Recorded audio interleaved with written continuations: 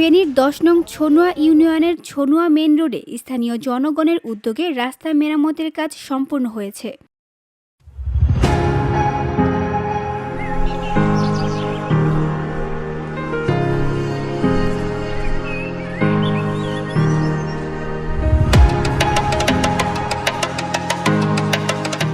নিজস্ব অর্থায়নে এ কার্যক্রমের তত্ত্বাবধান করেন ইউনিয়ন বিএনপির যুগ্ম আহ্বায়ক জাহাঙ্গীর আলম।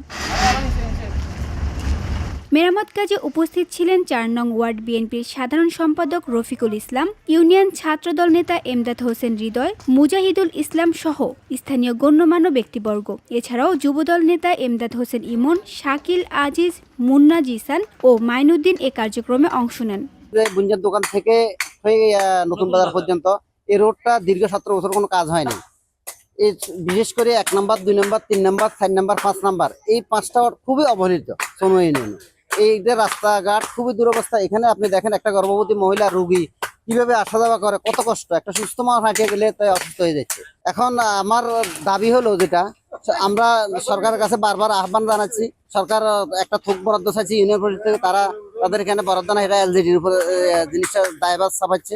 এখন আমরা স্থানীয় যুব সমাজ এবং আমরা ব্যক্তিগত উদ্যোগে আমরা এটা মানে বিবেকের তাড়নায় এটা আমরা নিজের অর্থায়নে, নিজস্ব অর্থায়নে এই রাস্তাটা একটা সংস্কার কাজে হাত দিয়েছি। অবাঞ্ছিত যে গাছপালাগুলো আছে এগুলো আমরা পরিষ্কার করে রাস্তাটা আপাতত সাময়িক সংস্কারের উপযোগী করে দেবো। আমি সরকারের কাছে জোর দাবি জানাচ্ছি, অন্তত আমাদের এই রাস্তাটা অতি দ্রুত সংস্কার বা মেরামত যেটাই করুক, অতি দ্রুত এই রাস্তাটা জনগণের চলাচলে উপযোগী করে দেয়।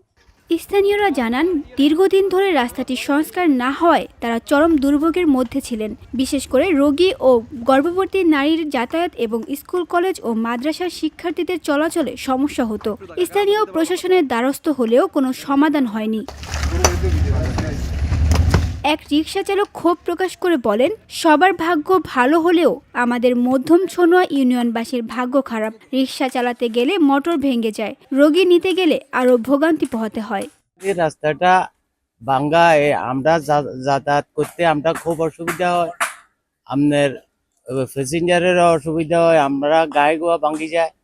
আমরা এই রাস্তাটা আমরা সরকারিভাবে আমরা কাজকরণ চাই।